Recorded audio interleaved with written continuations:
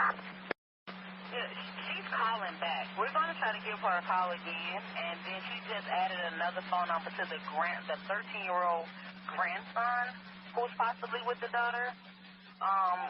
Step out with this. 2412. Veteran crisis hotline's calling in, so they have a female veteran off her medication. She's over at the safe haven. Detective 12, we'll check that one out. 6 Rumble, 2 point start, 50 shots. Officer still stands for time? No. Offender in custody?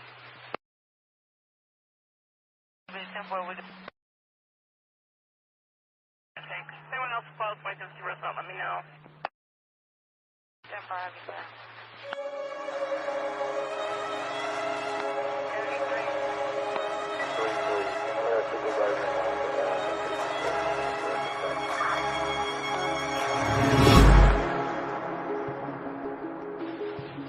Possible Sheridan and Wilson. First number. 10-4. Where's the 37 Fulton. I'm sorry, wait a minute. Try that one more time. 847 Fulton. 47 Fulton.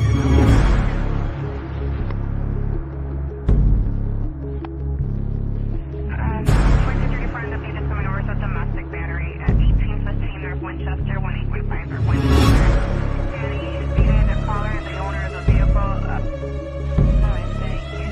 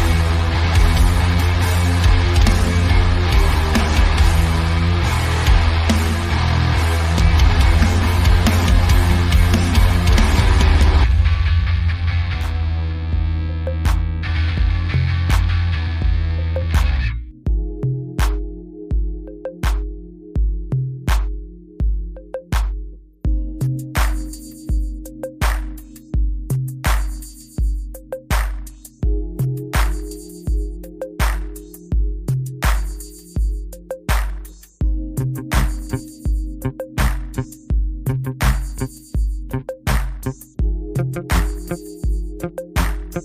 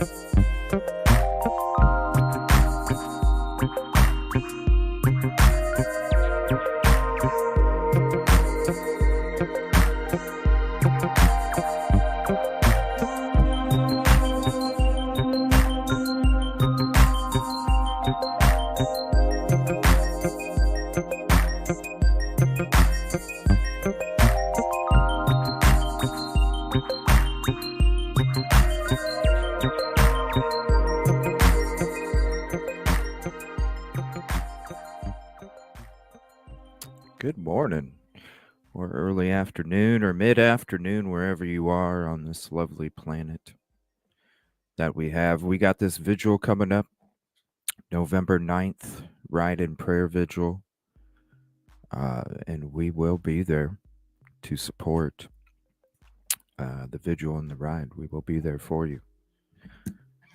Appreciate you all so much. Thank you for hanging out. Got a lot to catch up on. Holy crap. We've been doing a lot of work for the Micah Miller case and Amber Berbelia. We got some more work to do, especially on Amber's case coming up. A lot of work to do on that, and we're still out here trying to help bring awareness for Sebastian as well. Still doing stuff in the background. I want to say thank you all. Appreciate it. Please mash the green hearts for Sebastian in chat. And we will be there for that ride and prayer vigil. Got to go support. A lot of stuff going on. You guys have seen since we've been out there working the last couple weeks out there. You guys have seen the Rico stuff being dropped. Isn't that crazy? A lot of stuff going on back and forth. That's the unfortunate part. When it comes to these cases, no matter what case it is, there's always going to be hot dog steaks. There's always going to be plastic figures. And it's just unfortunate, when we're all here together. And I would hope that we're all here together to be about truth and justice and to really try and help these victims, families, and communities. And when you see a lot of the back and forth going on, no matter what case it is, when you see a lot of the back and forth going on, it's just like, even in the live chats, you know what I'm saying? Even in the comment sections, you just see the toxicity, and it's just unfortunate because we are all here together to try and help the truth and justice. That's why we come here. It's why we get together, why we discuss these cases and events, because we want to try and help. And it's just really unfortunate to see just a lot of the toxicity when it comes to trying to be about the truth and justice. Good morning, Charity. Thank you. Norma, number 2. Kathy D, listening while driving. Thank you. Jill, number 5. Beach Bell, number 5. You all are connected at the soul for this show. What's up, Samantha Joy, number 8? Hopefully everything's all good with you. Michael, number 8. 2 people connected at the soul already this morning. What's up, Mark and Betty? Connected at the soul already. What's up, Matthew? The Green Wave. Good afternoon, Jeanette. Oh, thank you. Well, I appreciate you hanging out and listening. Thank you. What's up, Inquisitive? So, what we're going to do is we're going to go through some news articles and stuff, uh, have some videos attached to local news stuff. Uh, and then we're going to check out, shout out to The Lab. The Lab is a great channel. I'll be dropping their links in chat when we get to that. But Seth and Tony joined The Lab a couple weeks ago. The Lab always has great guests on. It's a great show. If anybody's not subscribed, I consider doing so. Great show. We have a lot of good guests. Chris McDonough, Gary Brigado, just a lot of different people that come on the show. It's always a great conversation on them. And so we're going to check out that episode when Seth and Tony joined The Lab a couple weeks ago. You got the obstruction of the search article coming out from the local news station. They had contacted me about some stuff, but I just wasn't interested in discussing those certain things at the moment. And so, I don't know. I haven't even read the article, but we're going to check it out and see what they say. Then there's a video. It's all about Hendersonville. If you guys remember, there's like a realtor that lives out there, kind of explaining. This was from a year ago, explaining the area, how it's a great place to move to and to live, and all these things. And she came out with a part 2 recently, and so I figured we would check that out. It's all about Hendersonville. And it's a newer video. Like I said, the last one was from a year ago. This was before Sebastian Rogers' disappearance took place, all that stuff, and gained national attention. So this is a new one, and I'm kind of interested to hear what this lady has to say as well when it comes to it's all about Hendersonville. So this is from a couple weeks ago. This is living in and around Nashville. We're going to get to this first. I want to show you guys this first. What's up, everybody? Natalia, thank you for hopping. I want to show you guys this first. Here's the channel. Here, let me clean that up a little bit. So,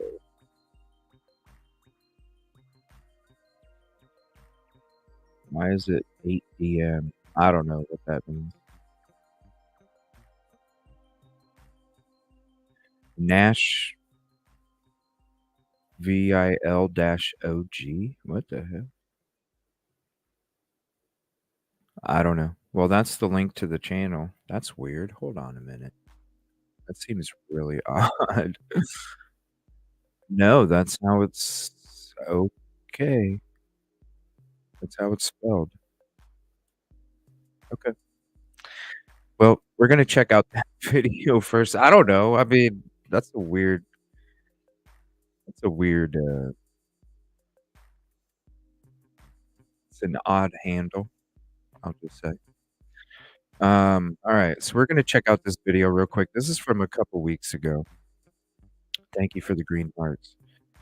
This is from a couple weeks ago, and I'm curious to see what this lady says. Now, this is a part 2 of living in Hendersonville, you know, the attractions and all that stuff. So we're gonna check this out. I'm gonna go ahead and hit the like on it on ticket number 4. Let's go ahead and share that real quick, and we're gonna check out and see what she has to say about Hendersonville. Hey friends, we are back today, and I am going to be sharing more with you about Hendersonville, Tennessee, more of a map tour in my Google Maps. So we're going to be talking about the best highways, how to get here to there, different neighborhoods, schools, recreational places, and even some local events, maybe some eateries, right? Hendersonville is just north of Nashville, kind of to the northeast. Has beautiful landscapes, family-friendly communities, and great proximity to Old Hickory Lake. If you're familiar with Hendersonville, let us know your favorite spot in the comments below. And if you're new here, please feel free to ask any questions about Hendersonville. I'm here to help you. Let's get to it. Maybe I should have her on the show sometime. She's only got 30. Come on, y'all. Look. She's only got 37 subscribers. She's upbeat. She's chipper. You know what I'm saying? She's upbeat. She's chipper. It seems like she's got a good spirit, even though the editing, 60,000 becomes 600,000. 600,000 becomes 6 billion. The edit. You know what I mean? But maybe we should have her on the show sometime and ask her about Hendersonville. Tell us about Hendersonville. Hold on one second. Let me jot this down. Here, do me a favor, you guys. If you want to see her on the show, do me a favor. Go sub to her. Okay? Definitely go sub to her. Give her a ticket number on the video. Leave a comment in the comment section. You should come on CJ's show sometime. Let's talk about Hendersonville. I would love to do that. She seems like she's got a good spirit. Hold on, let me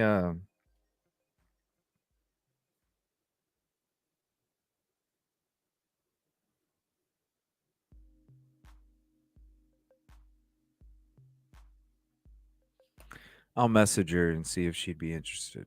She said, "Hey, if you have any questions, come on now." Communities and great proximity to Old Hickory Lake. If you're familiar with Hendersonville, let us know your favorite spot in the comments below. And if you're new here, please feel free to ask any questions about Hendersonville. I'm here to help you. Let's get to it. See what I'm saying? Here to help.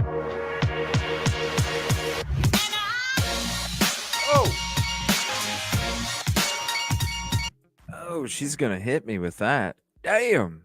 First time to my channel and you want to know everything there is to know about living in and around Nashville, Tennessee, then I'm your girl. My name is Tiffany Wadner, and she's your girl, Tiffany.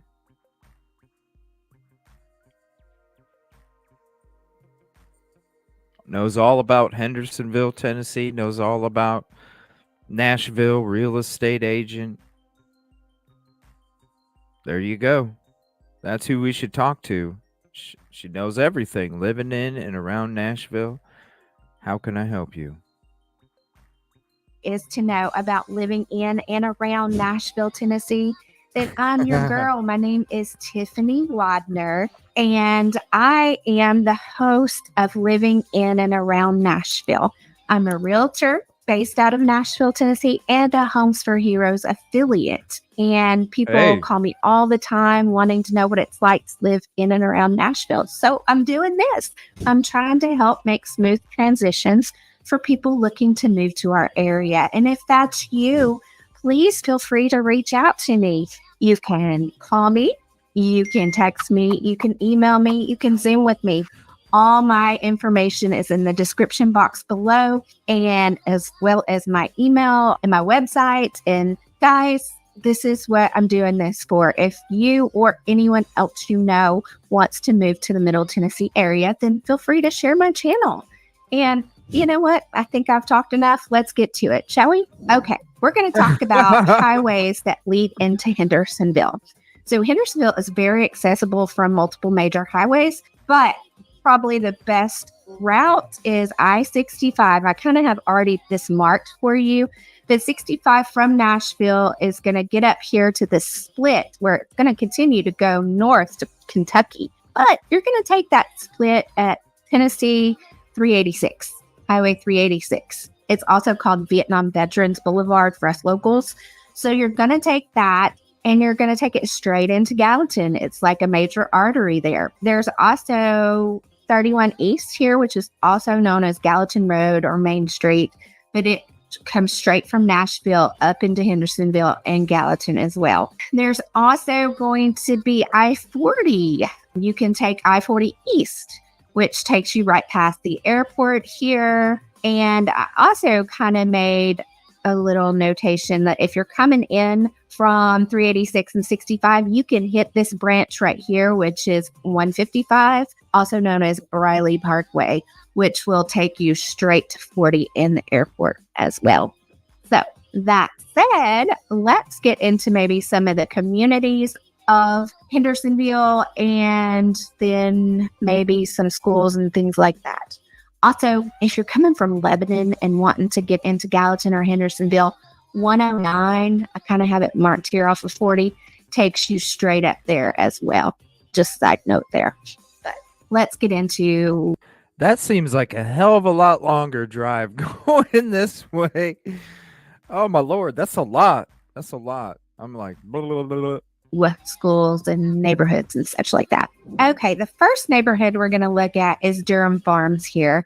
I kind of have it pulled up. It's a beautiful community, modern amenities, family-friendly environment. Whoa. It is zoned for beach Damn, that looks nice. elementary and beach high. So here you go. This makes it a little more visible right here. You've got Beach High School, and here is the development for Durham Farms. You also have Indian Lake, which is very close to Old Hickory Lake. You're going to have a lot of opportunities for all the water amenities and recreational activities there for the lake. Hendersonville High School is zoned for Indian Lake.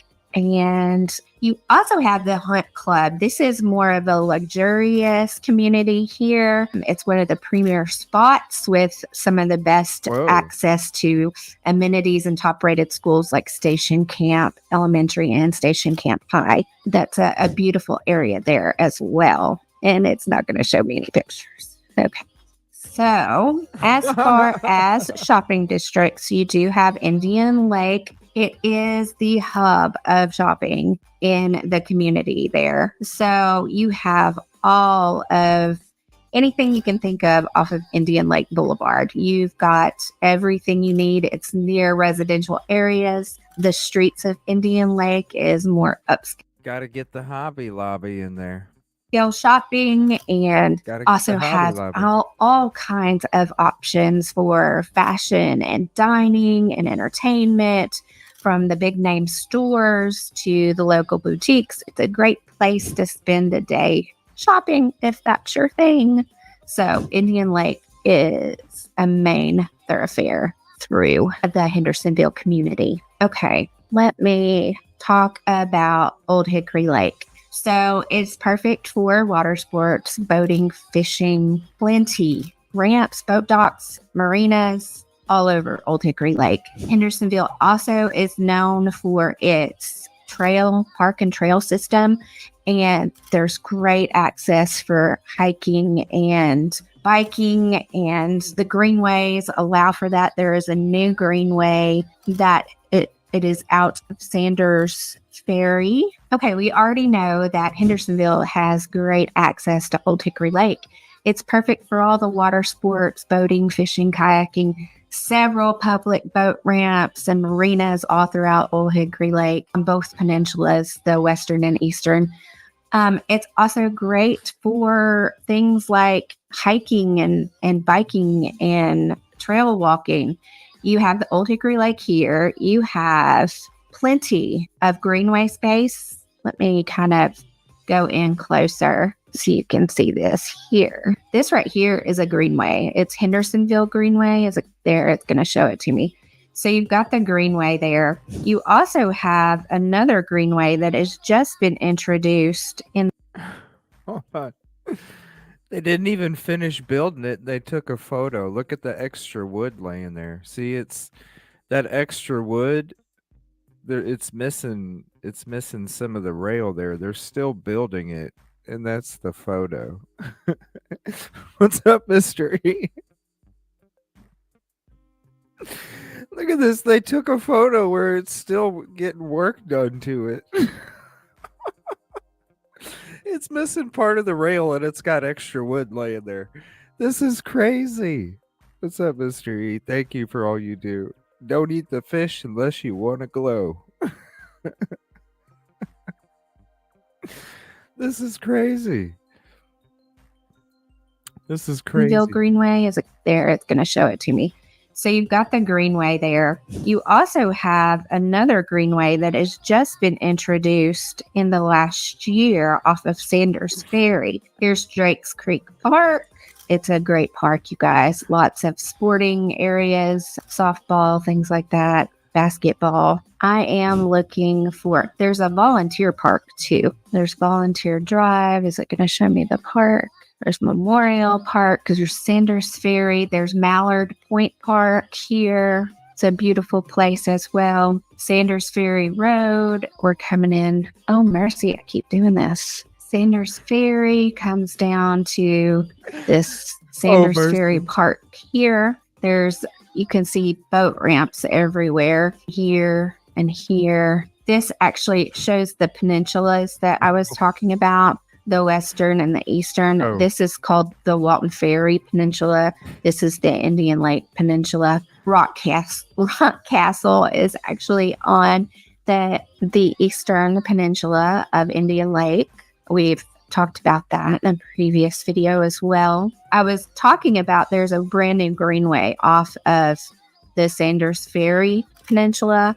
And it provides, I think, like 3 miles of biking and then 1.2 pathways of trail. There's just so many opportunities in the Hendersonville area for recreational activities. It's really a nice place to be. Okay, let's talk about some... A lot of water.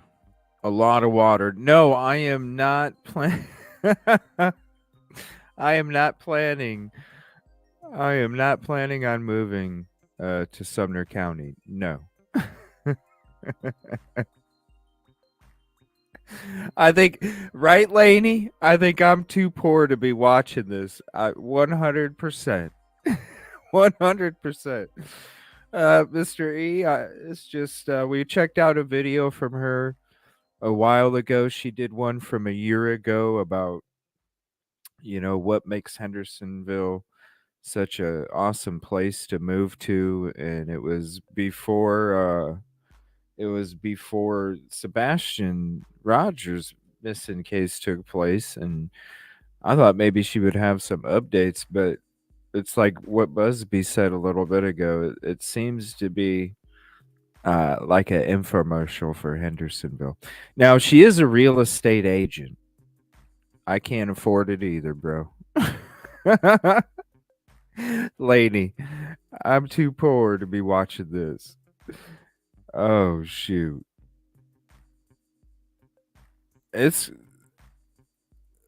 I'm up. There's just a couple minutes left. We'll check out the rest. Events. One of the biggest events that can happen in Hendersonville is the annual Freedom Festival that's held 4th of July. It's actually held at Drake's Creek Park, which is right here. It's a fantastic celebration with all the fireworks, live music, food, trucks, all of that. There's also another thing that's really big. It just happened this past weekend. It's the Taste of Hendersonville. It's in September, and it's where local restaurants come together to showcase their best dishes. And there's also like a drinking portion where you can pay and have like wine tastings and things like that as you're doing the food tastings. So it's pretty awesome. There's also the restaurant of the Rudder at Anchor High Marina. Sorry.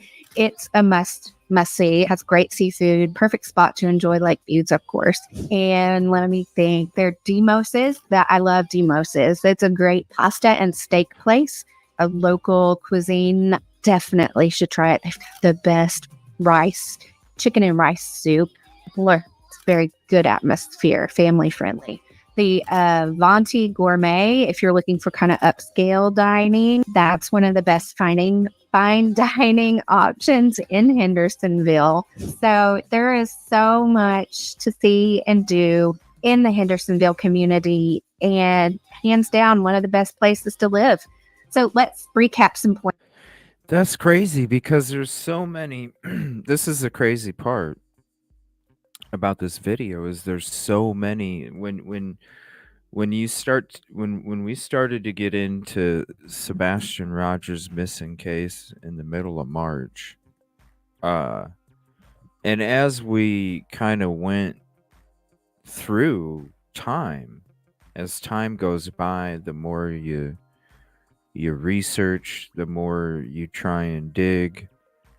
And it's crazy with all of the it's crazy with the runaways, the the missing children, the Amber Alerts, the even, where they're like finding people, like one was at the cemetery, another one was off the side of an interstate.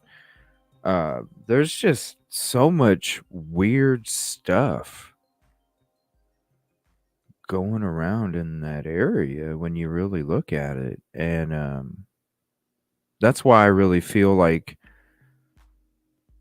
when it comes to Nashville, obviously, I mean, there's trafficking stuff all over.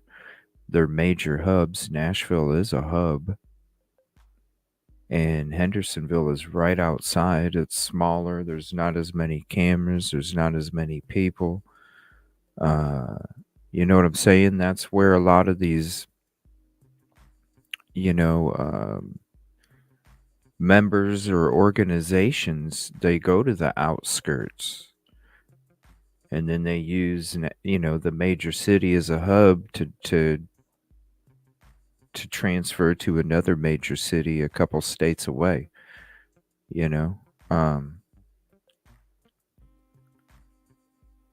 I'm surprised that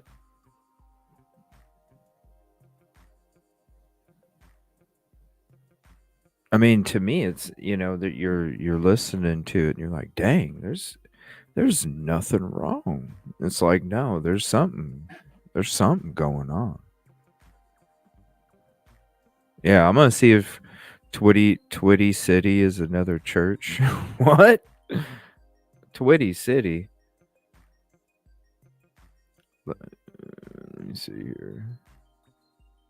Conway. Oh, okay. Conway Twitty lived in Hendersonville. I tell you what, there's a lot of nice houses there. For sure. All right, so we're going to switch to this now. This is Bullhorn Betty must stay away from Sebastian Rogers' family. Judge rules. So this was from a couple weeks ago. Like I said, most of this is going to be from a couple weeks ago.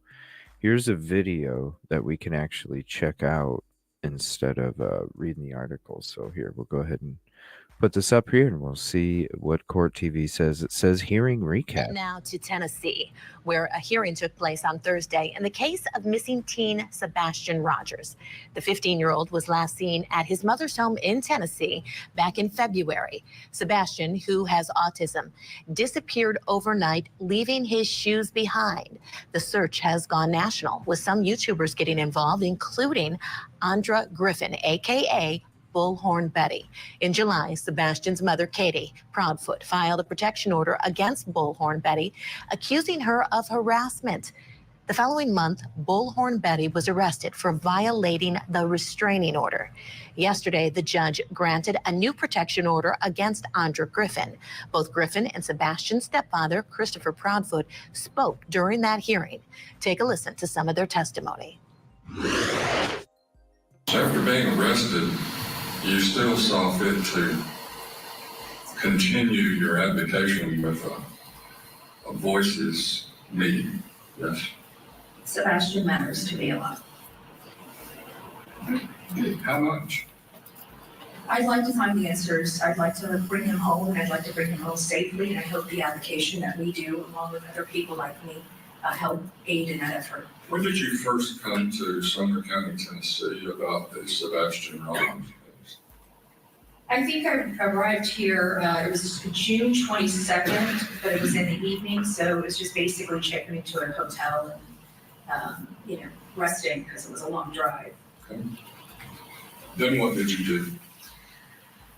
One of the main key factors of this case is that the child disappeared between midnight and 6 a.m. So one of the first things I wanted to do was preview the area at night to see what it looked like. I've never been here. I know nothing about this area. I know nothing about how dark it is outside or what certain lights are where. And the only way you can get that information is previewing it at the time of night that it allegedly happened. And as as being a investigative reporter, I do look into those. I look into factual information and whether things hold water or can be disproved. So what did you? I mean, which is true. Whenever I go out to locations,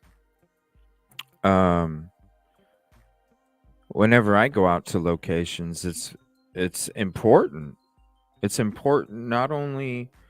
That's why with any of the cases that I cover, if something took place at night or in the dark, not only I'll get the footage during the daytime so I can have everything be available visually, but also you definitely have to not only to experience the atmosphere. I mean, think about it, just like Idaho 4. The crime took place somewhere between 3 and 4:30 in the morning, right? How effective would it be if I just showed up during the daytime? It's a totally different atmosphere. It's a totally different experience.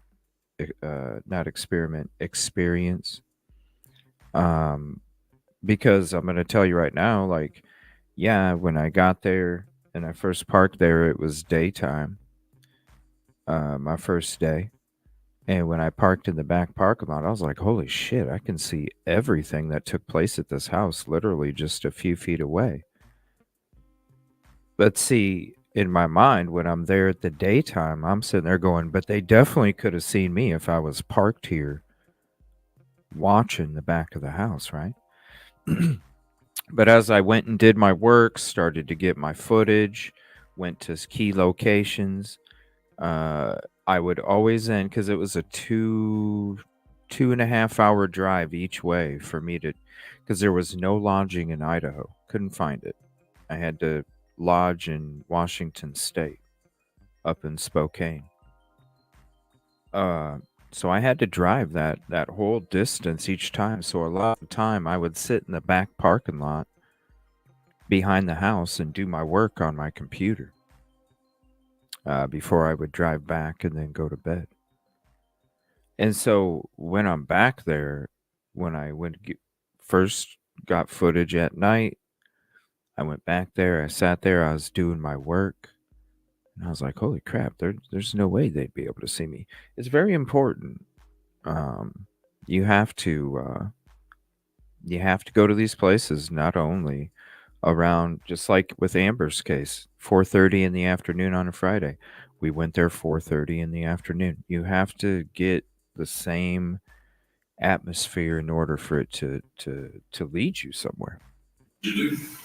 I got up, I took a stroll, and of course I have a dash cam in my car, so I just click it, and I basically. Well, let me ask you this: where were you staying? She's in the middle of answering your question. Pardon? Let her finish. Pardon? Sure. So I was staying in Goodlettsville at a hotel. Go ahead. And so I was just, I have a dash cam, and so all I pretty much did is, I think it was less than 20 minutes, 25 minutes from the time I left my hotel to the time I got back. And I just drove through and got a nighttime view and looked at everything that we saw on the news, just to get a lay of the land. A lot of people were making a lot of allegations related to the video that was seen, and I wanted to see what the shadows meant, where the lights were, just a lay of the land, so to speak. Please be very certain with your answer. Have you ever intentionally communicated to Christopher Proudfoot? I do believe I did respond to him at some point in this. You responded to this text? Yes, sir. How did you respond? There was also some threats of violence toward me from a content creator named Ricky Don Smith. And I had asked him, this is a person who's been on her channel with multiple times, and I asked him if he could please stop her from threatening me. Stop who from threatening? Ricky Don Smith. What are you afraid of from Andra Griffin? What am I directly afraid of, sir? Is that what you're asking? Yes.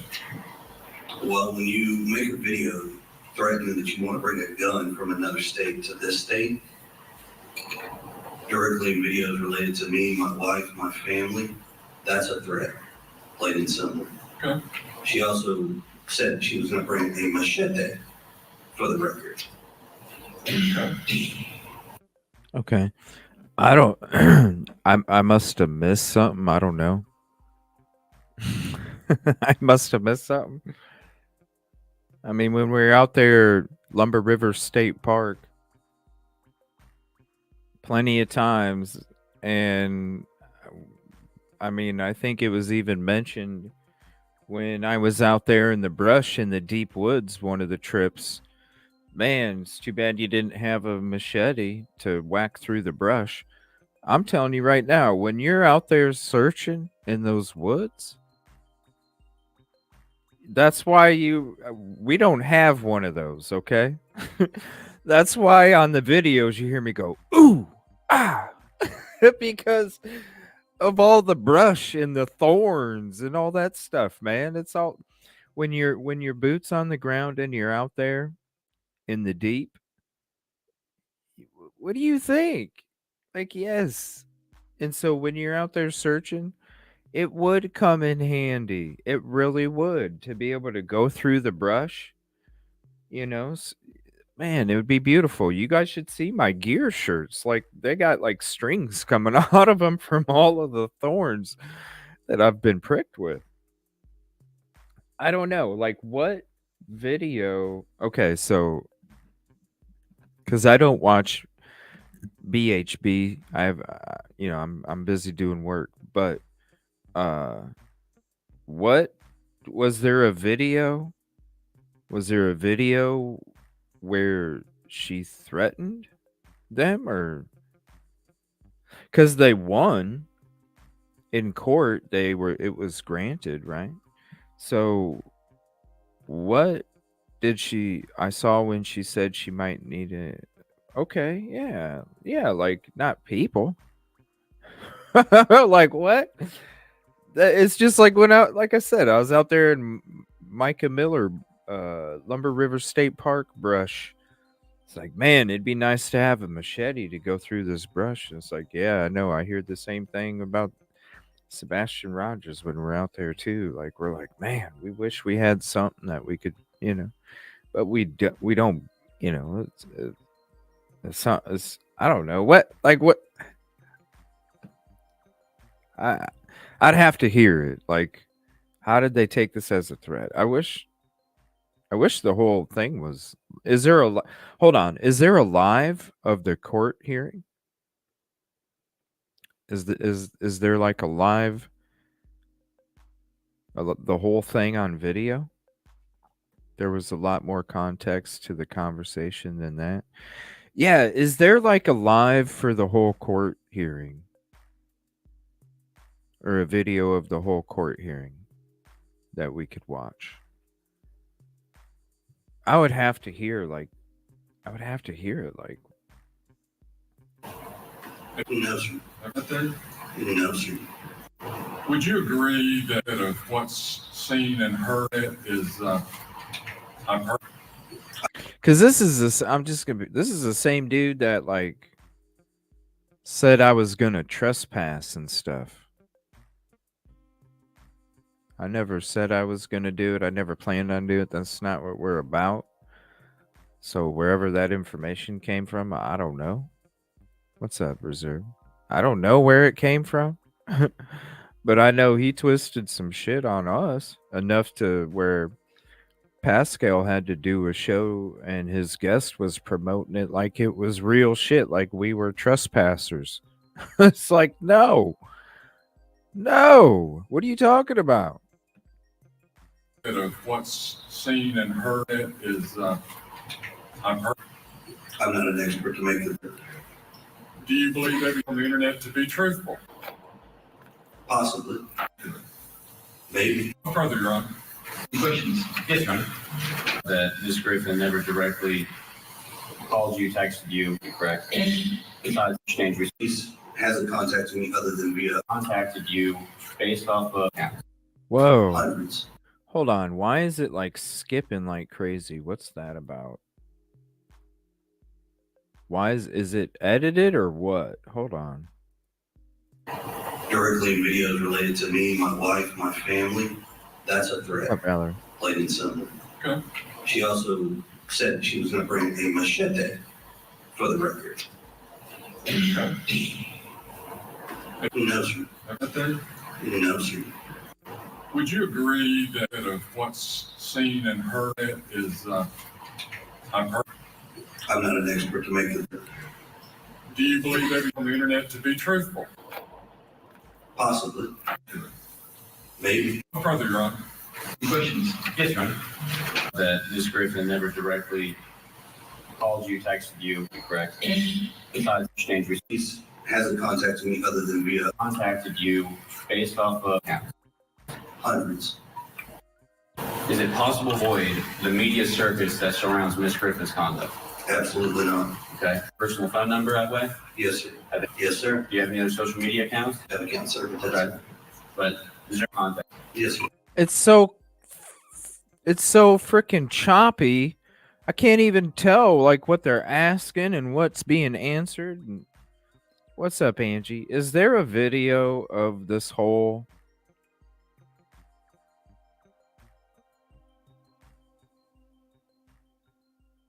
Is there a video of this whole court hearing? What's up, Melzy? Thank you for hopping in. I think it's edited, but at the same time, it's like choppy as shit. And it's not the internet. I'm looking at my dials. Everything's all good. It's not the internet. It's this freaking video.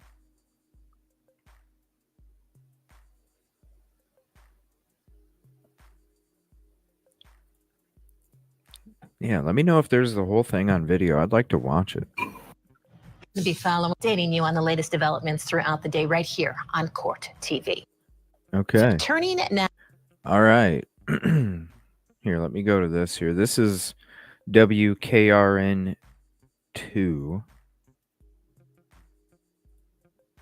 The mother and stepfather of a missing boy just won a legal battle against a YouTuber who's covering the case. It all started when 15-year-old Sebastian Rogers disappeared back on February 26th. A month later, true crime social media influencer Bullhorn Betty began posting videos about the case.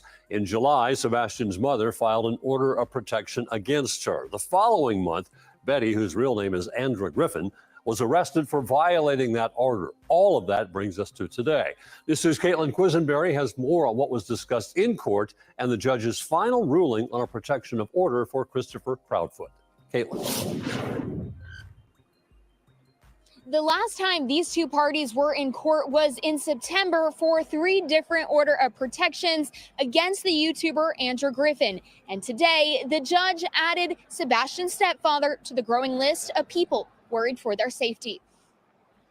The nearly 4-hour hearing started with the reminder of First Amendment rights. 4 hours. Griffin said multiple times on the stand that she never directly contacted Christopher, nor had ever met him. She did, That was some crazy shit right there, though. Jumping out of your damn car in traffic. Holy hell! Like that was some crazy shit right there, though. however, state that she would visit his neighborhood to allegedly Stay in your car, because man, be careful, people. get a better understanding of the layout and put up flyers of missing Sebastian Rogers. And at one point, she also admitted to going to Christopher's place of work. Christopher also sat on the stand and claimed he felt unsafe with Griffin broadcasting his personal life and private life. The defense aired a 9-minute video showing clips from Griffin's YouTube channel, where she insinuates Christopher knows how to hide a body and may have had something to do with Sebastian's disappearance. To be clear, law enforcement has not said there is any proof of foul play in the case. Seth Rogers, the biological father of Sebastian and an advocate for Griffin, says the judge's decision to rule in favor of the protection order hinders the search for his son. What I heard today is that you're not allowed to have free speech. You're not allowed to sit there and ask questions, as somebody would say, the hard questions, and get an answer. Those are 4 scared cowards, in my opinion. And if they're going to try to take away one of my voices, they're going to have to get ready for my voice. Whoa, okay, so oh.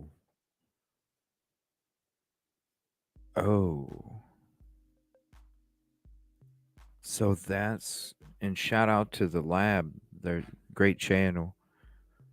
That's where the conversation with the lab came. Okay.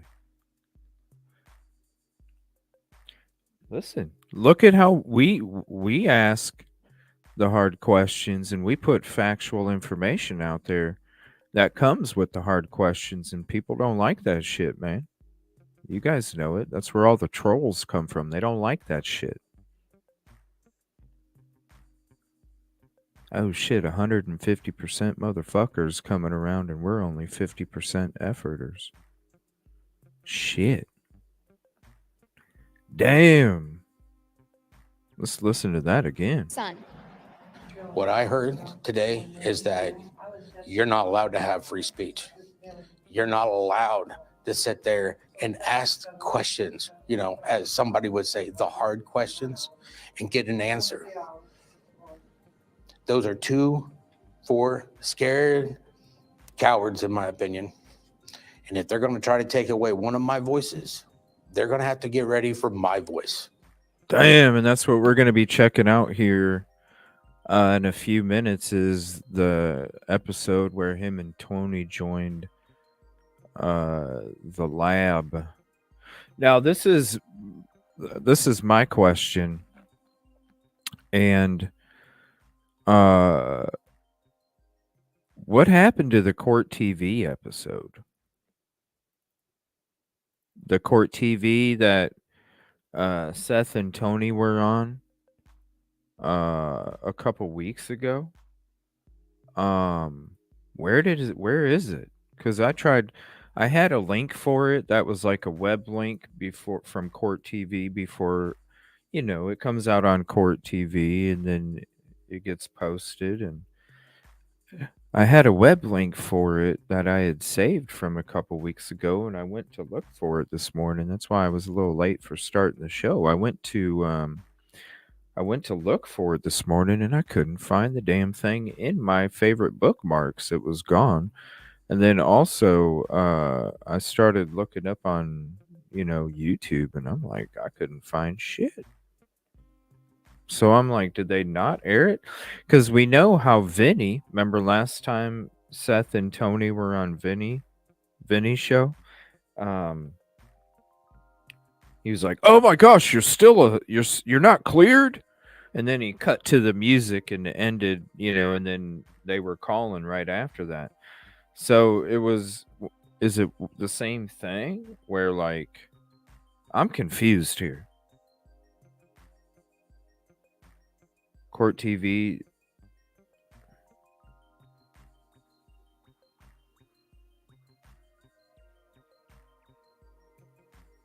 What's up, Guidance?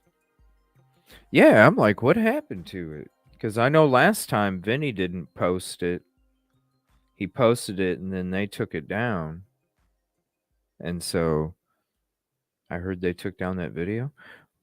Well, I guess that's why my bookmark didn't exist anymore. I don't know. I couldn't find it. I'm like, what the hell? I just had this a couple weeks ago. I know I did.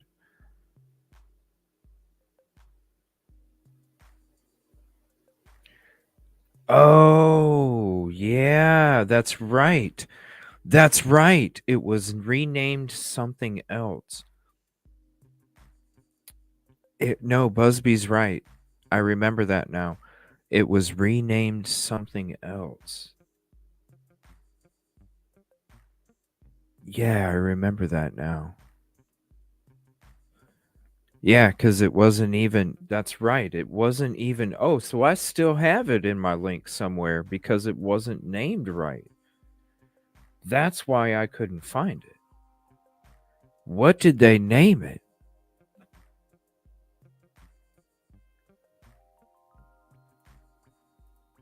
That's what it is. That's what it is. They renamed it. It's one of my links, bookmarks, that's saved. It, I don't know. I didn't see anything. What's up, YouTuber? You know what? Let me look real quick. I'm just going to scroll it again real quick. It's going to take a minute because there's so many bookmarks. Let me just see what CourtTV ones are available, even if it has a different title.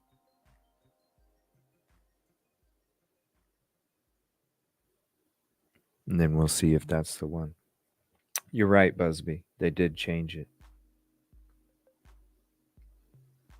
Hi, Samantha.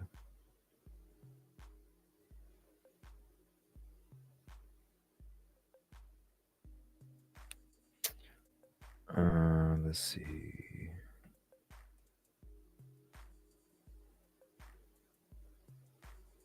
It was on Facebook, though, wasn't it? Was it? Hold on, Busby. Was it I can't remember. Was it a Facebook link or?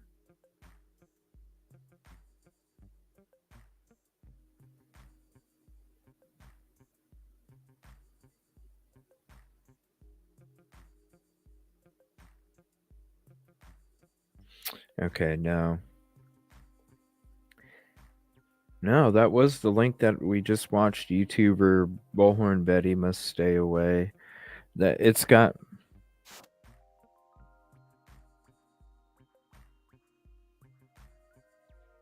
Yeah, I don't know. Yeah, because the only CourtTV bookmark I have is the one we just watched about this right here.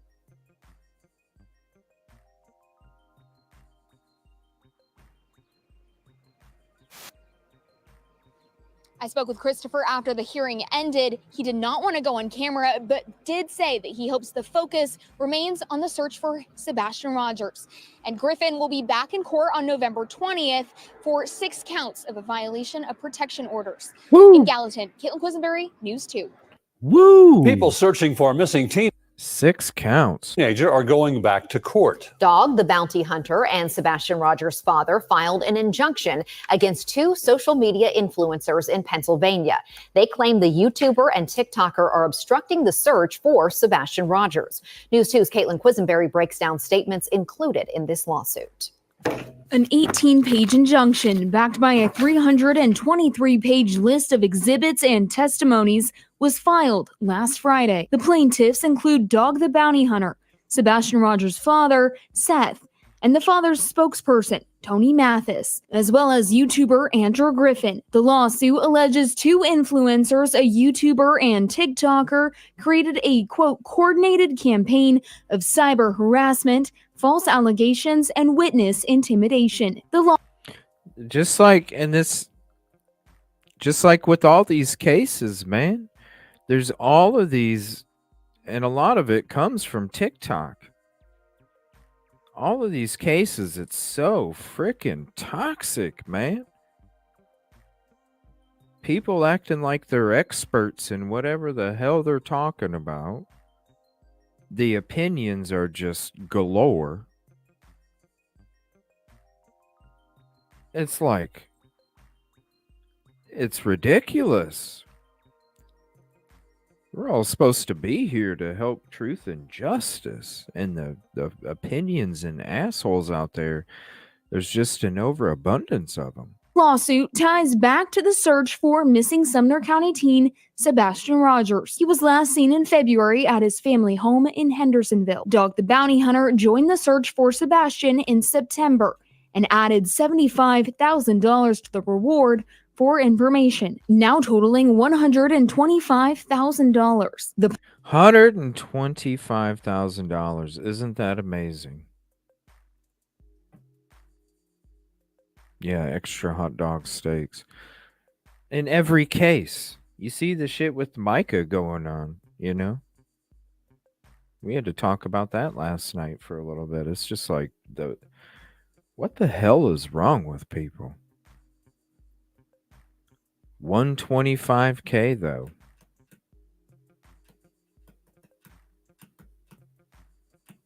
What it's telling me is that there's got to be some kind of, like I brought up,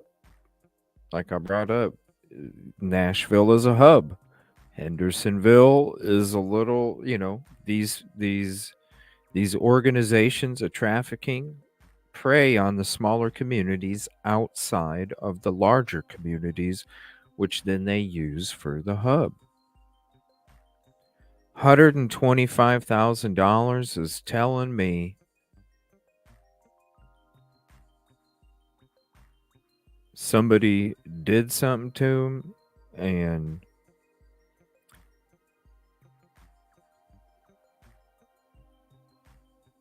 it's either a ring or something nefarious happened to him inside the home.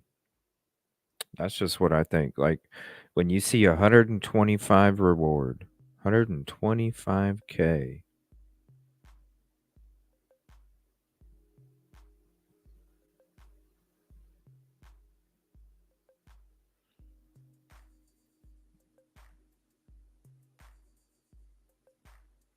Look it up sometime, Gina. Nashville is a hub. It happens everywhere. It has been for a long time. That's why they started the milk cartons. It's been happening a long time. But I do think that it's either part of some kind of abduction that's connected to a group, or something happened in the home.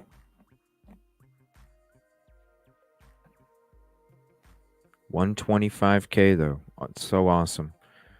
Remember when it was just a few thousand, and now look at it, 125. and $25,000. The plaintiffs claim the influencers encourage their subscribers to flood tip lines, and law enforcement with false reports have. That's bullshit right there. Not only defaming and slandering other people,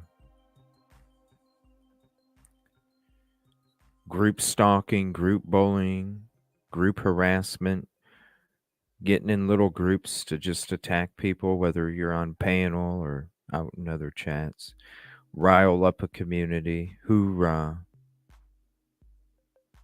And then you not only do that, but you also encourage people to flood tip lines with false tips. They should be doing cooking shows, because they're not even helping. They're becoming a hindrance to any of these victims' families and communities. It's sad. To flood tip lines, and law enforcement with false reports have threatened Dog the Bounty Hunter and other searchers, allegedly slowing down critical travel and coordination for search efforts. A spokesperson for Sebastian's father said one of the influencers threatened to, quote, take him down, while Sebastian's dad wrote, quote, I'm fighting against a coordinated group of individuals who seem more interested in destroying me than helping to find my boy. It's about finding Sebastian. That's what it's supposed to be about. He went on to say, quote, if my son dies out there, they'll have blood on their hands. Oh.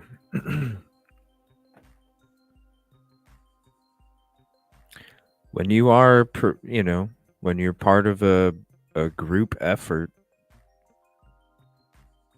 to defame, slander,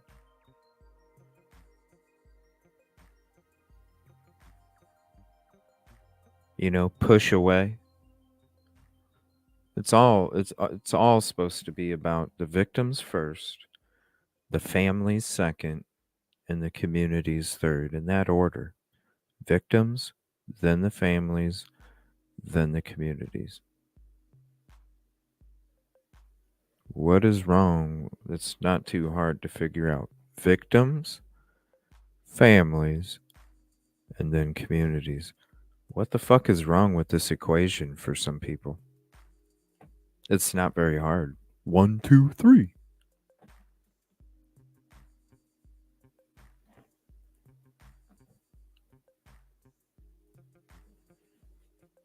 And yeah, it's like I've said, I feel like he's alive today. Could he be alive tomorrow?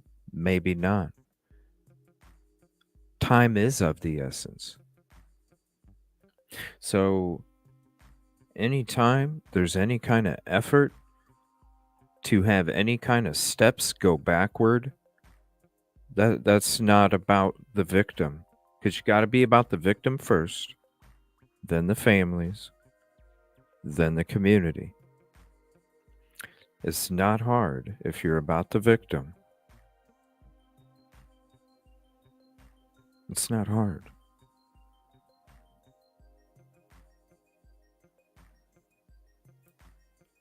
So if you're part of an effort or an energy that is to prevent any of those things from going on, exactly. Because what if you wouldn't have done your part in the energy that took place for certain things to exist? Maybe he could have been found yesterday. But if he's found tomorrow and they said, "Oh shoot, we just missed." Exactly. You do have the blood on your hands. Damn straight. The lawsuit urges the influencers to stop any disparaging comments about the plaintiffs, remove any previous video content doing so, and ask their subscribers to follow their example. A press conference was scheduled for today in Pennsylvania, where the influencers live, to address the filed lawsuit. But according to At Night Private Intelligence Agency, the conference was postponed due to, quote, reports of individuals arranging for a marching band to interrupt the conference, along with other suspicious messages. Yeah. So we were going to what's this?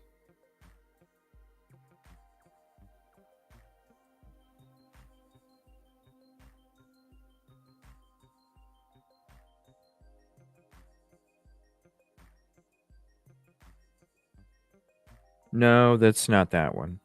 The CourtTV the CourtTV was like 2 weeks ago. That's the one that I couldn't find. CourtTV one like 2 weeks ago. Thank you, Katrina.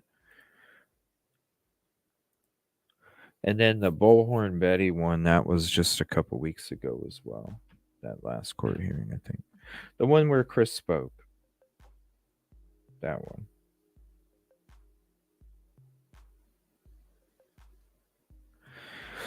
But we're going to go, I think, yeah, I remember it was named something else, but they probably did take it down.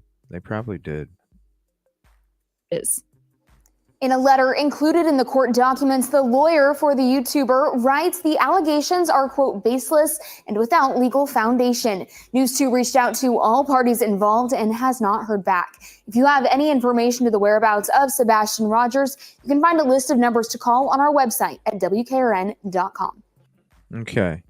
Now, this is from At Night Agency here from yesterday, 4 of 4. Hold on. Hold on. Let me just go to their page because I thought.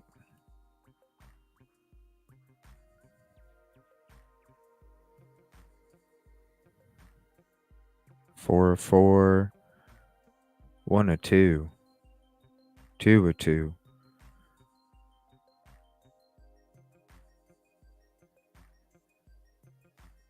Okay. So you all read through those documents. Where's the other ones here? Now, due to security concerns, the news conference scheduled for tomorrow at the Delaware County Court of Common Pleas has been postponed to the date of the first hearing set by the court to ensure adequate security measures are in place. And then 2 of 2. There have been reports of individuals arranging for a marching band to interrupt the conference, along with other suspicious messages. Networks with scheduled appearances are unaffected by this postponement.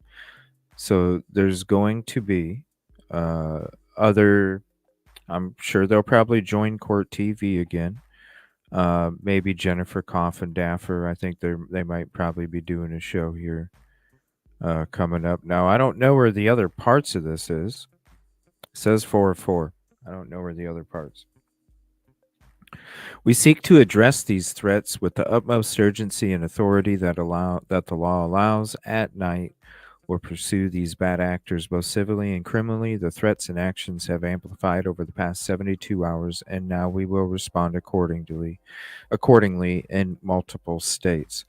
So this was just yesterday. Okay, so there's a lot of activity. Here's 3 of 4. Let me see here. New York, Washington. Oh, the actors 1 of 2. Here it is. At Night has initiated. Here's the link to it too. Let me blow it up for you. It's not.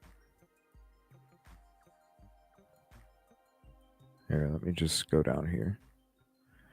Oh, no. Let's go over to the other side since I'm here. We'll just do this. All right. At Night has initiated dialogues with various divisions of the Federal Bureau of Investigation, specifically those in Tulsa, Tampa, Philly, New Haven, and Jackson, Mississippi. We are fully cooperating with the FBI concerning the serious threats and doxing we have encountered.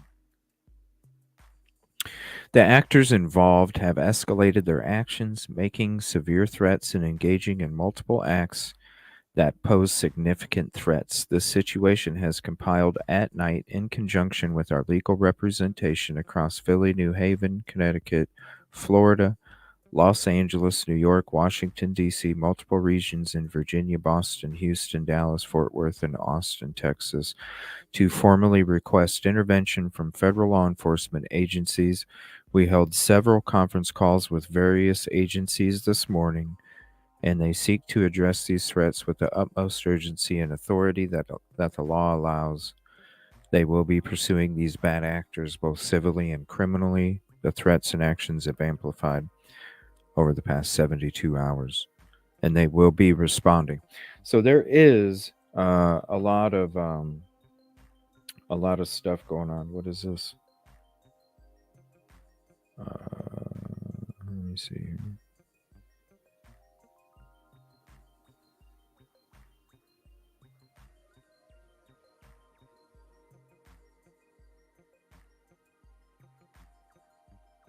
$9.48.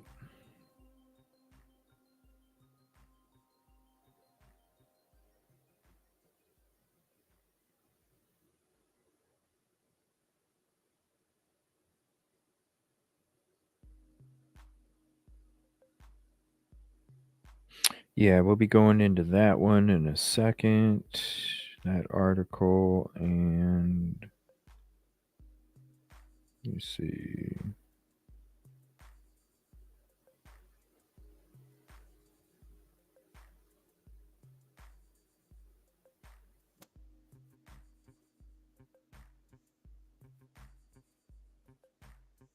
There we go.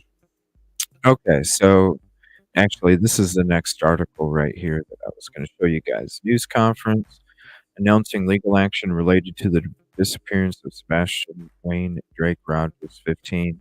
This was from 5 days ago. This should be a united effort to bring a missing child home, said Joseph Lesniak, Esquire. We must fiercely protect the integrity of this search, not just for Sebastian's sake, but for every family who believes in the promise of truth, justice, and a country that stands together in a time of crisis. 100%.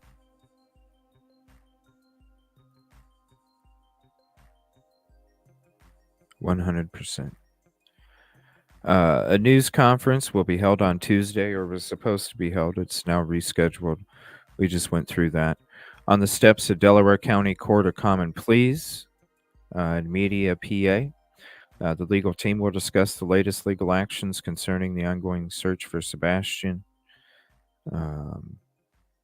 Legal counsel for the plaintiffs includes attorneys Joseph P. Lesniak, Esquire, and Bruce L. Castor, Jr. The legal action involves a Rico, an organized crime civil case filed in Delaware County aimed at addressing the harmful spread of misinformation and exploitation that has obstructed the investigation. The case targets individuals and groups who have propagated false narratives undermining the search for Sebastian Rogers and delaying justice for his family.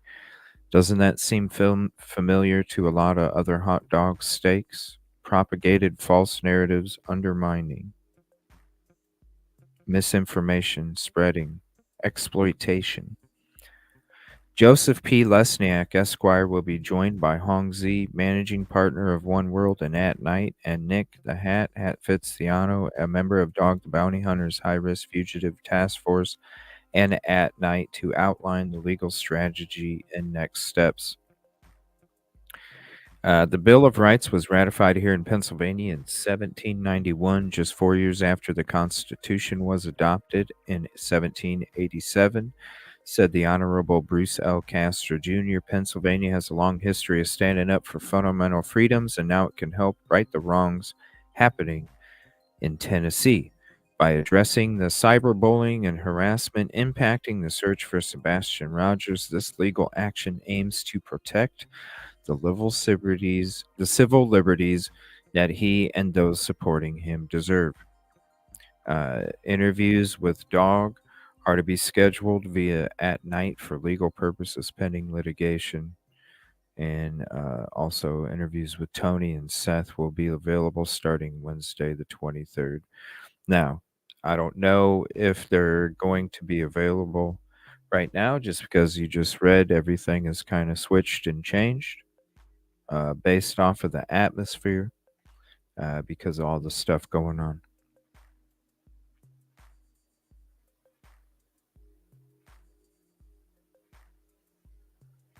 So here's another article. WSMV, Henderson, Tennessee. Seth Rogers, father of missing 15-year-old Sebastian Rogers, recently joined Dwayne Dog Chapman in filing a preliminary injunction against several people who have joined the search for the teenager. The injunction request cites interference and obstruction as the reasons for the filing.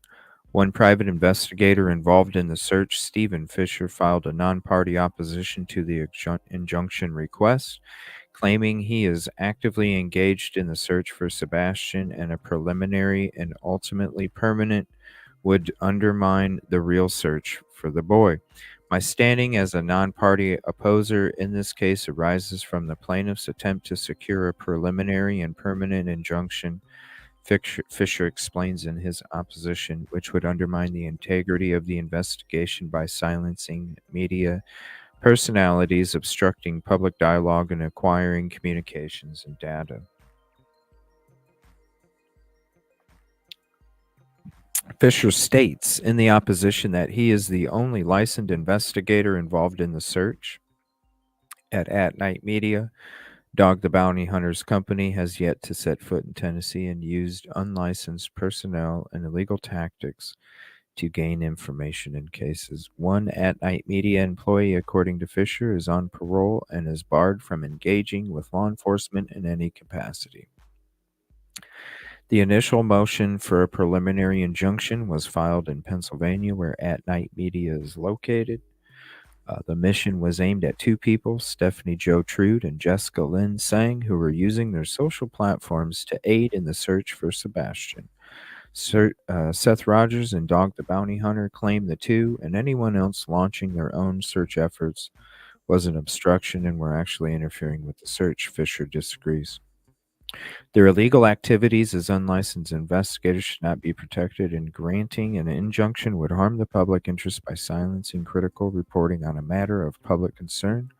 Sebastian was reported missing on February 26th after his mother and stepfather said he left their home in Hendersonville and never returned. Reportedly autistic, was last wearing a black sweatshirt, black sweatpants, black squared framed glasses, according to his family. So there's that for you.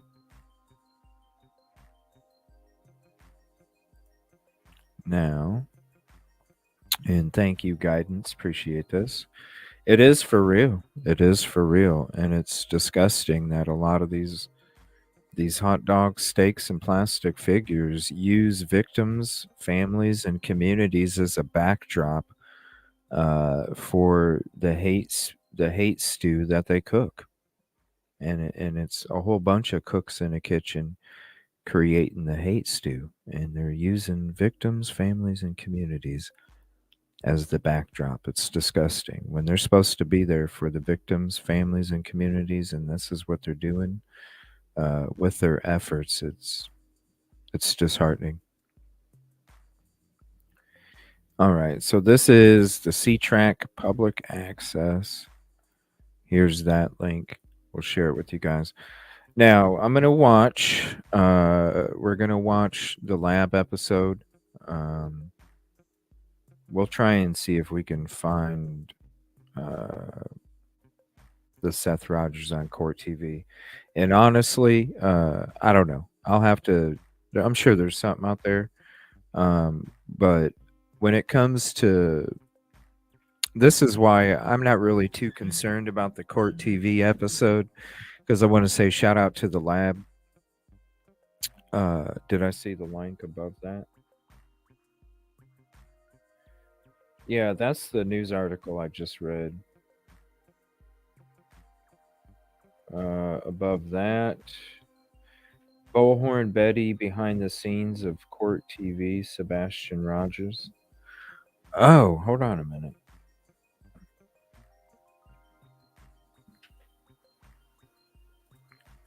There we go. Hold on.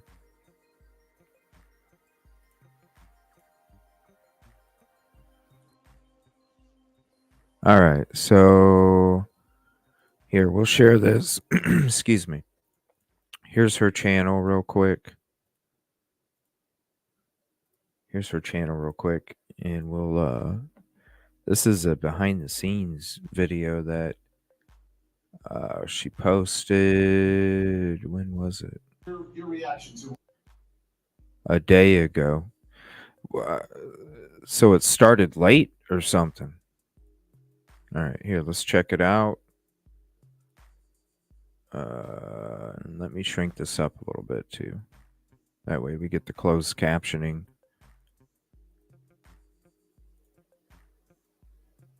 Seth, your reaction to what happened and what is happening in all of this. My professional opinion, I would say something along the lines of Chris and Katie did something to my son. They're using Sumner County to cover it up and to hide themselves. Whoa, no wonder Vinny took that shit down, yo. Holy hell. Seth, your reaction to what happened and what is happening in all of this. My professional opinion, I would say something along the lines of Chris and Katie did something to my son. They're using Sumner County to cover it up and to hide themselves from the actual law. And it's all about Chris and Katie Proudfoot, who Katie Proudfoot is the mother of Sebastian, and then Chris is the stepfather. And they brought an action to restrain, to stop Bullhorn Betty from allegedly harassing them. From the East Coast to the West Coast, we are everywhere.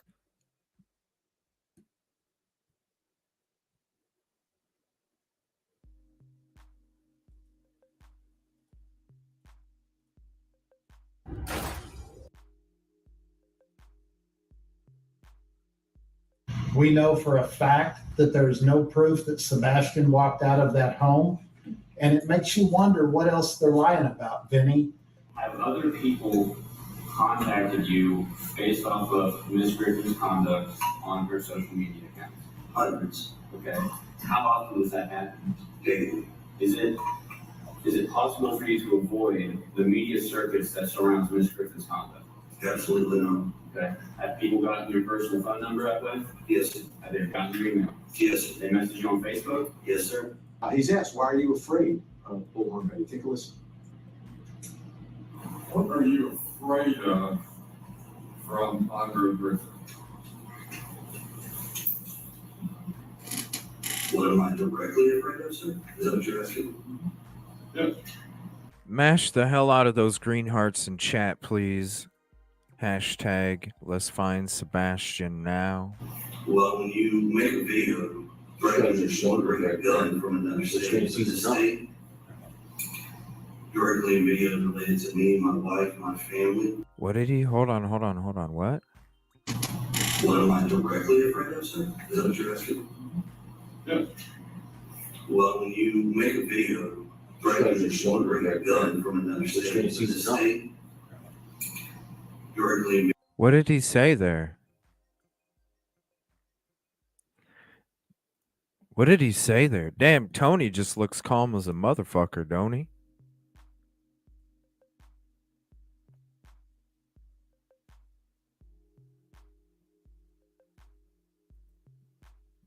Let's find Sebastian now.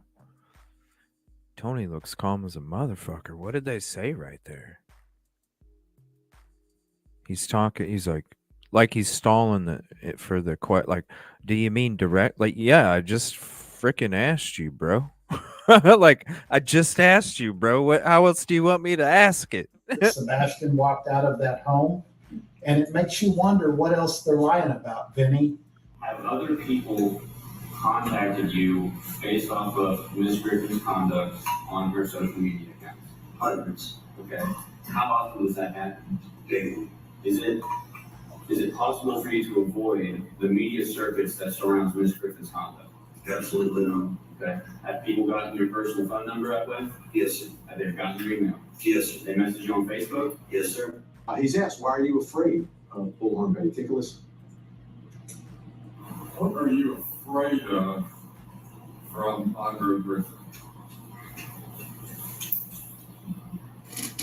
What am I directly afraid of, sir? Is that what you're asking? Yeah, because he's stalled. Well, when you make a video threatening that you want to bring a gun from another state to this state, directly in videos related to me, my wife, my family, that's a threat. Plain and simple. She also said she was going to bring a machete for the record. Okay, let's bring back in Seth Rogers, Sebastian's dad, and Tony Mathis. Just quick clarification, everyone's watching that. Was she threatening to bring a machete to go after the Proudfoots? Well, Vinny, you being one of the better investigative reporters in this case, you know that if you take a 4 or 5 second clip out of an hour-long video, you can twist that and turn that into anything you want it to be. Yeah, we experience that on a daily with all these cases. People making up short little clips, naming it something when it didn't even happen. That's why you got to go to the real footage from before whatever took place until whatever after was done, so you see the real. They do twist and manipulate that shit. And she was talking about the things that she was going to need to be walking through these heavily wooded areas. One of the things that she mentioned she would probably need is a machete. It's true.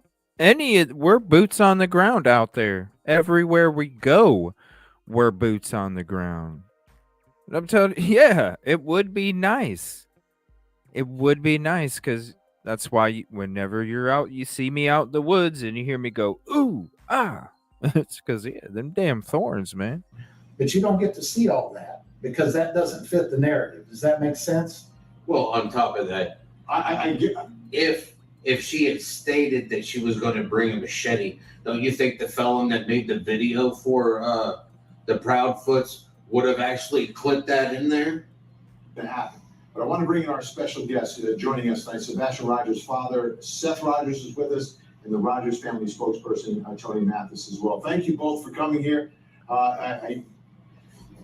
What's your reaction, Seth and Tony, to what happened today or yesterday in court with Bullhorn Betty? And what are your thoughts about Bullhorn Betty and what she's been doing? Well, Vinny, first off, thank you for having us tonight. Let me be crystal clear about something. Damn, an alarm clock was going off. Oh, shit. Reaction, Seth and Tony, to what happened today or yesterday in court. That's a hotel alarm clock. With Bullhorn Betty. And what are your thoughts about Bullhorn Betty and what she's been doing? Well, Vinny, first off, thank you for having us tonight. Let me be crystal clear about something. That entire family lied under oath to get those protective orders. This family has spent more time trying to silence people than they've spent looking for Sebastian. We know for a fact that there's no proof that Sebastian walked out of that home. And it makes you wonder what else they're lying about, Vinny. It also makes you wonder what would happen if Sebastian would have been able to file a protective order against his stepfather. Seth, your reaction to what happened and what is happening in all of this? My professional opinion, I would say something along the lines of Chris and Katie did something to my son. Woo. They're using Sumner County to cover it up. Woo. And to hide themselves Woo. from the actual law. Woo. And let me ask you, Seth, and we have no independent information. We know that police are saying there's no suspect. No one's been named as a suspect in any of this. But this seems to be, at least from my perspective, Seth, is it a change in the way you are seeing what has transpired through all this? Are you It's seeing the evidence. things differently than you did before? It's the evidence. I still believe my son is alive. I still believe he's somewhere. But the fact is that he was at their house last. There is no evidence that he ever left the house. And they, as Tony has stated, they have spent more money and time trying to get people to not speak about Sebastian than speaking about Sebastian. Sumner County hasn't come out since April with anything, and Katie won't come out and speak, won't ask for help to find Sebastian. I really have to say that she never loved her son. And on top of that, I have the DCS reports that I've written that I have literally took me an attorney to get them. Sebastian deserves a restraining order from those two. You've accused them of lying, the Proudfoots, right? So 100%. what were they lying? What were they lying about from your perspective? And again, we have no independent information or confirmation that they said anything that was untrue or verification that what they said was true. Well, either way. Actually, Vinny, what were they lying about from your perspective, and what's the evidence from your perspective that they are not telling the truth? Well, they actually were lying, and it was proven in court that they were lying about what they stated in the protective orders, which was that she had had physical contact with them, that she was following, stalking, and harassing them.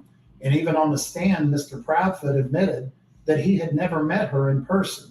So in my opinion, it's a little difficult to be stalking somebody that you've never met in person. And it goes to the many inconsistencies that have been told by Mr. Proudfoot since the very first interview. Not one of his interviews have matched up, Vinny. And when you say the interviews haven't matched up, you're not talking about, so I just want to make this clear to everyone watching, you're talking about the disappearance of Sebastian? 100%. Not about Bullhorn Betty in this case. Yeah, the Bullhorn Betty lies were just another long string in the lies that they've told since the beginning. If you go back and break the interviews down from the very first interview they did all the way from Nancy Grace and beyond before they quit coming out in public, you can see one inconsistency after the next. And the great thing about telling the truth, Benny, is when you're doing that, it's always the same. It doesn't change. What's the most material inconsistency that you believe has been stated from Chris and or Katie?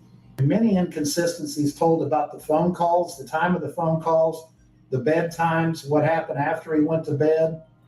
Just, that entire 10 to 12 hour period. I'm sorry. I'm gonna have to delete another comment when you're specifically putting names in your comment. You can use abbreviations. You can use, nicknames, whatever. But when you're putting people's real names in there, I'm sorry. Thank you for hopping in. Appreciate you. But at the same time, that's why I deleted a couple already, because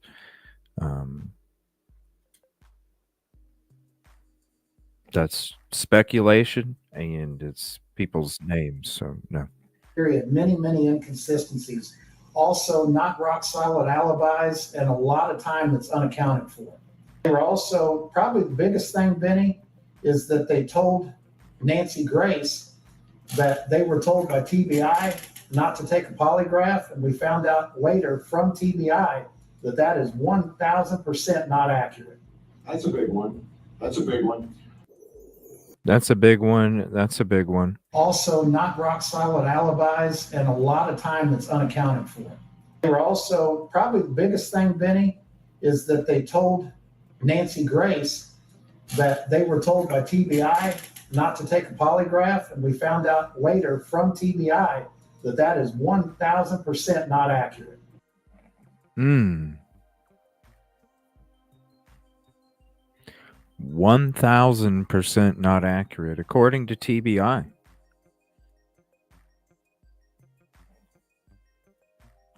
That is crazy. Let me see here.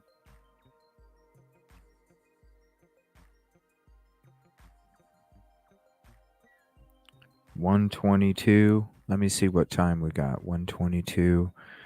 It's probably going to take...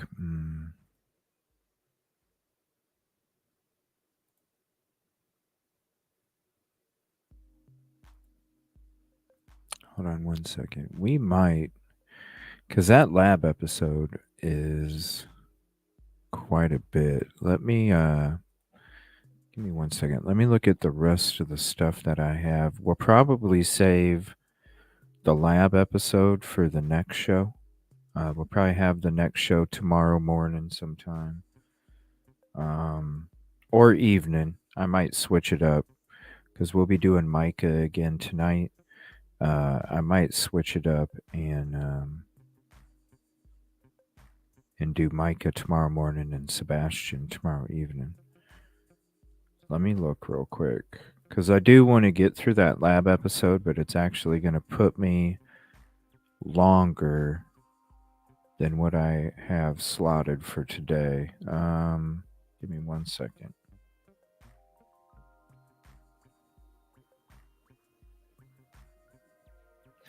But I do want to watch that. So we might end up saving that for tomorrow.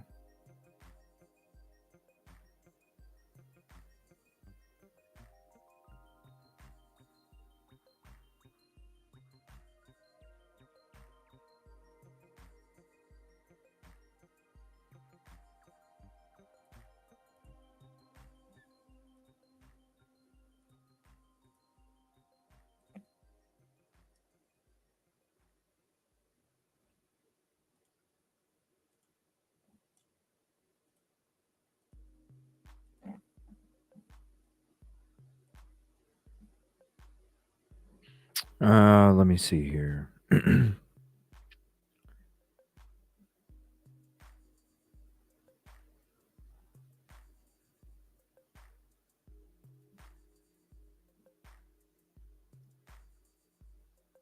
Five Tennessee boys at center of endangered child alert from Tennessee found safe in Georgia. I'm giving you chances. I'm giving you chances, but I keep having to delete your comments. So I'm just assuming that you're just about troll shit.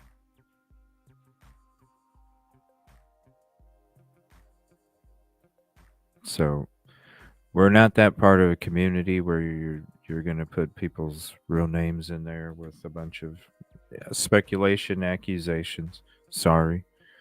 I'm trying to be respectful. I'm not trying to time you out or ban you or anything, but after I ask and it keeps happening over and over, I'm just assuming that you're about to troll shit, and we just don't do that here. Sorry. That's why everybody, when they're talking about our community and they talk about how peaceful it is and loving, it's because we have the big boot, and I'll boot the shit out of there. We don't deal with that. So being 150 with you, if you don't want to return the favor, well, we're just going to go in separate directions, and I will show you the door.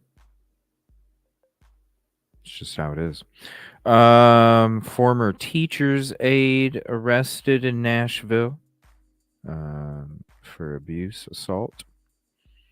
A lot of stuff going on in Nashville. So I don't want to I want to get into the lab episode on the next show. I don't want to fly through it and have to cut it short and not be able to talk as much as I would like to when it comes to commentating with that. So what I'm going to do is we will just save that for the next show. And we'll go ahead and go through the this episode again. And then we'll go through the lab episode. And like I said, maybe tomorrow, since I'm doing Sebastian this morning, and then we're doing Micah later on. Maybe tomorrow I'll do Micah in the morning and Sebastian later on in the evening. I think that's what I'll do. We'll do that.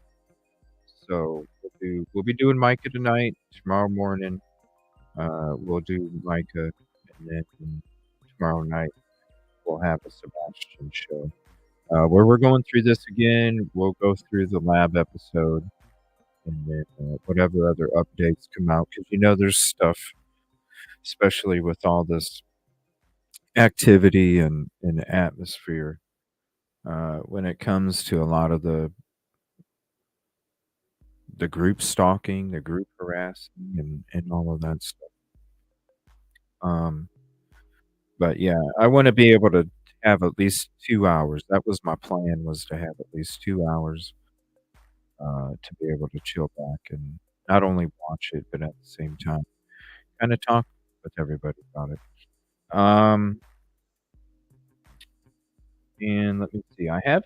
Where's Nick's new videos? Because I don't see any on YouTube or Twitter.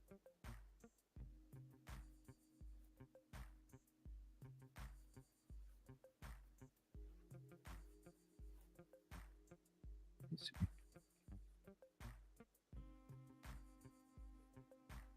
Again, the vigil.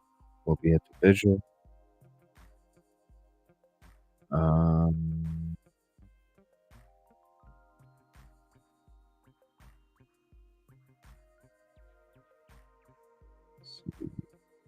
We'll see if he's got any. I haven't seen any. I checked this morning and I didn't see any. But let me check again.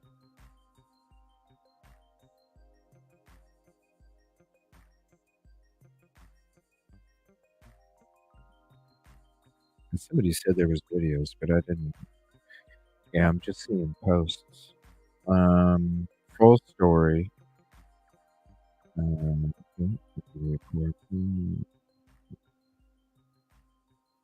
Okay, let me make sure that I did read that. I'm pretty sure I did.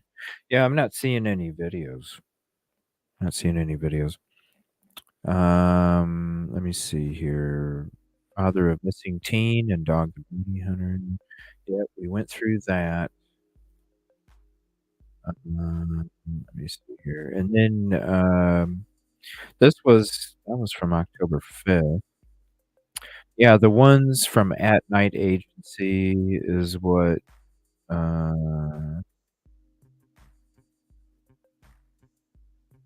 we went through all the tweets.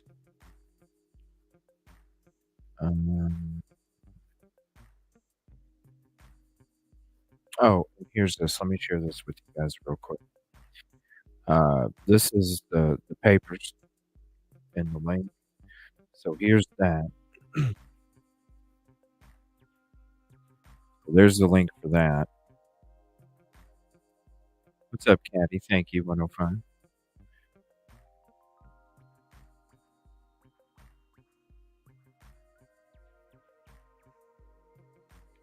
Yeah, so other than that, we already went through the other ones. So, and we actually read that earlier too. There's the link for that. And so, who knows?